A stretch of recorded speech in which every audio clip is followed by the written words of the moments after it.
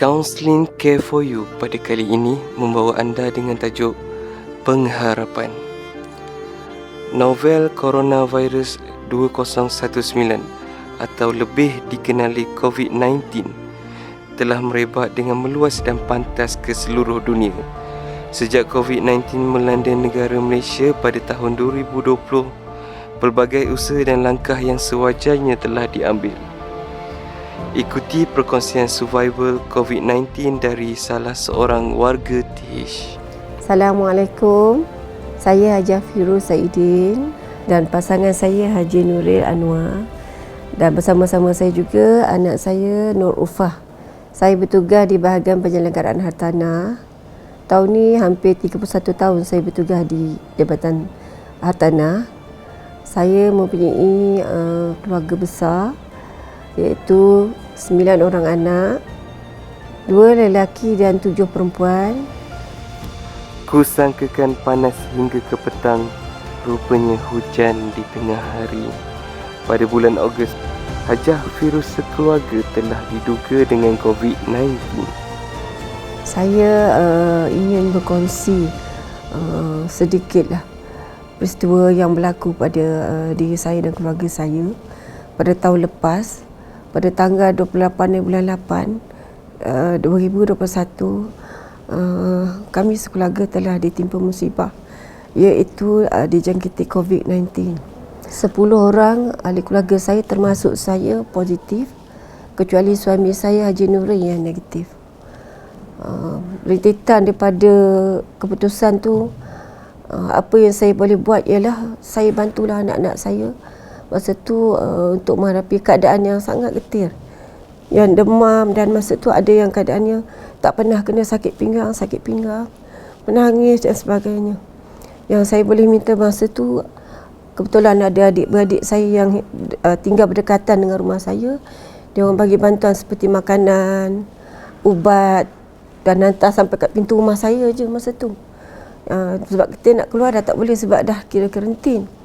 So saya pun daftar dalam Sejahtera, semua ahli keluarga saya, dan pihak KKM kata you karantin selama 10 hari di rumah. Sampai hari yang ke-10 tu, saya pada 5 bulan 9 tu, keadaan saya rasa memang saya tak mampu. Sampai satu pagi tu subuh, saya nak sembahyang subuh pun saya tak boleh nak ambil wuduk. Sebab rasa macam kita tak mampulah, lemah sangat badan saya. Jadi saya cakap dengan anak saya yang nombor 2, saya kata bagi tahu KKM lah, ambil mak tak larat. Ya, anak saya pun bagi tahu, dan saya memang boleh kata setiap hari lah cek saya punya oximeter. Bila saya tengok oximeter saya bawah 90, saya terkejut jugalah. Saya kata oh, ini memanglah saya jadi lemah sebab oksigen saya tak cukup. Masa bagi tahu anak saya pun hubungi KKM. KKM pun datang ke rumah jemput saya lah. Sebelah saya tu, masa saya ingat hari pertama tu, ada seorang pesakit, saya rasa umur dia dah 60 lebih. Dia pun dalam keadaan macam saya jugalah, duduk terbaring, semua pasang pakai tiup lah, nak buang air pun pakai tiup masa tu, bagi pernafasan lah. Dan seingat saya, dia ketuk katil saya. Dia kata saya tak boleh bernafas, dia kata. Saya kata saya pun tak boleh, saya kata. Dia kata boleh panggil tak? Masa tu memang kita tak nafilah. Kaki tangan di hospital ni, dia orang tak menang tangan. Ramai yang masuk hospital. Jadi bila kita panggil tu, kadang-kadang dia orang lalu tu tak dengar. Mungkin suara saya dan suara pesakit sebelah saya tu pun tak kuat.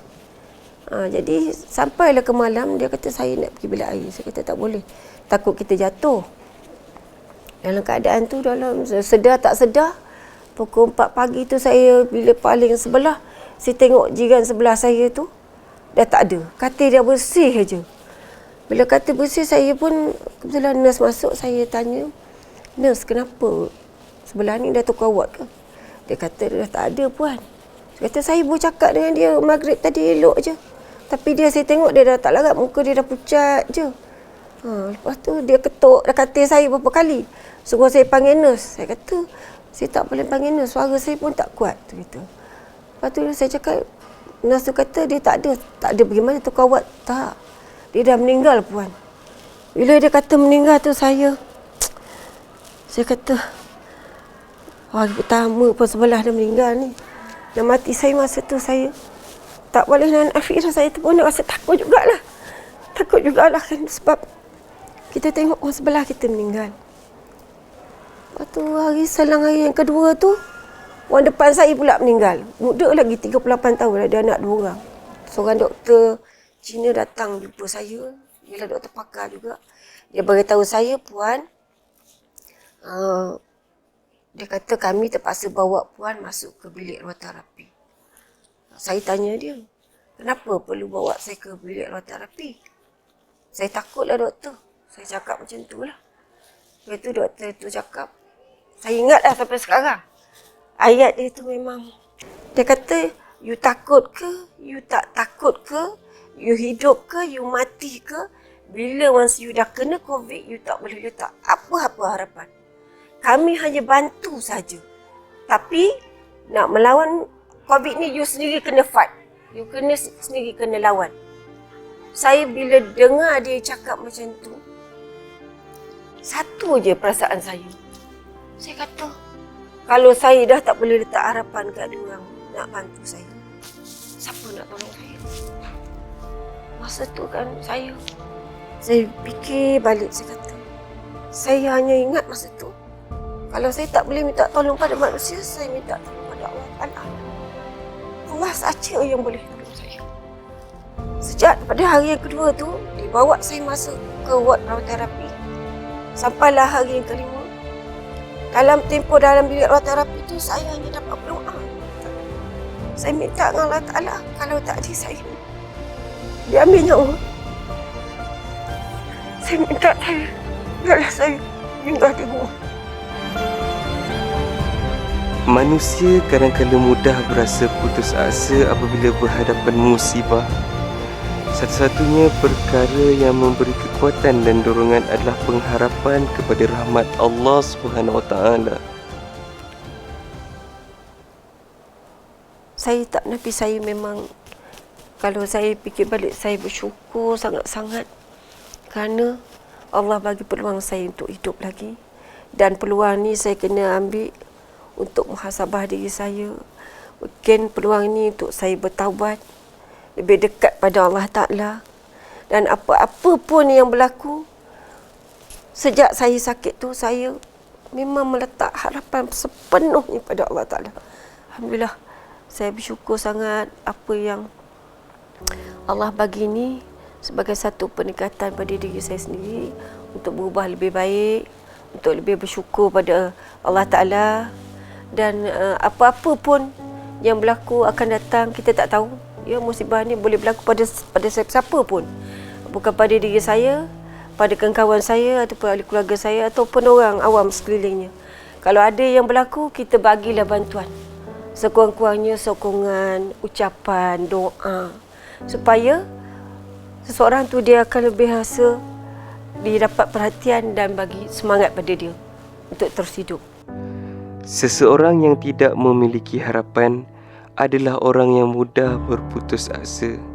Sifat putus asa menjadikan seseorang berada dalam jurang kegagalan kerana mendorong mereka untuk berhenti dari melakukan sebarang usaha untuk memperbaiki keadaan dan diri.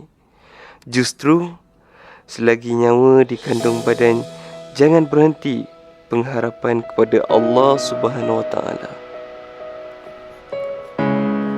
Unit Counselling juga akan memilih peserta terbaik bulanan disertakan syarat-syarat penyertaan seperti berikut.